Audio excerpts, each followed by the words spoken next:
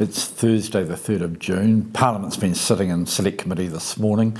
It's Samoan Language Week, and I've got with me today Teresa Ngobi, who is the third of our new Samoan MPs.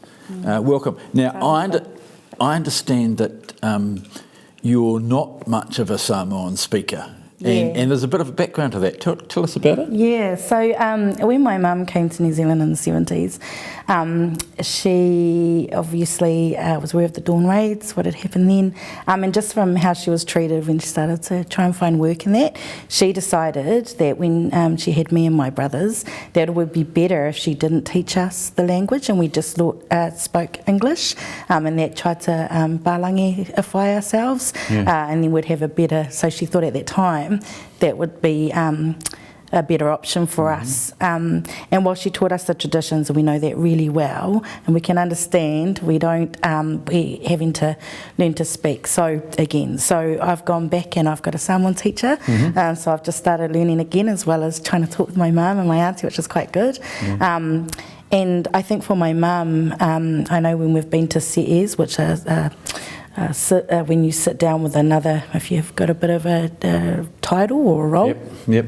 And she's felt really ashamed of, not being able to teach us. But with that context behind it, you can understand why. Yeah, you can certainly understand why, and you're making some progress now. Yeah, do you want to give us a burst? Tell us about it. Oh well, I was going to say Vaiaso Lerenganganga Samoa, so Happy Samoan Language Week, and I was also going to tell, which probably the other two Samoan MPs also spoke about, but I was going to say Popo le lotu e fale o la manawea le ano fale, which means the theme of this Nganganga Samoa, or Samoan Language Week, is to strengthen the posts of your house for all to thrive. So, well, whawhatai, thank you. Now, better get on with our real job. So we'll start off today with a business statement from the Leader of the House Opposition, have a bit of a question back, then we go on to oral questions. Shane Reti to the Minister of Health about the health system restructure.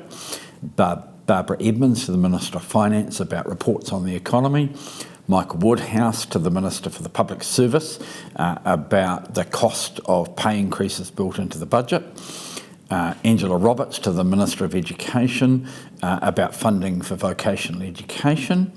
Brooke Van Velden to the Minister of Health about comments he made to do with drug purchases. Rachel Brooking to the Minister for the Environment about the resource management system and changes that are being made. Ricardo Menendez-March, Minister of Social Development, about living costs and living on low incomes. Matt Ducey to the Minister of Health about mental health funding and how much has been spent. Rachel Boyack to the Minister of Local Government about water infrastructure. James McDowell to the Minister of Immigration about the accredited employer scheme. Simeon Brown to the Minister of Police about gang membership and violence. And Willow Jean Prime to the Acting Minister for Emergency Management about Budget 2021.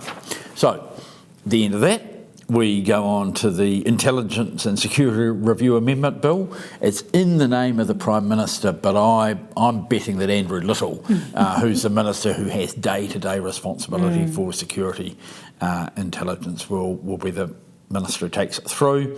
That's the first reading. It does address the issues that come out of the report of the Royal Commission into the terrorist attack on the Christchurch mosques.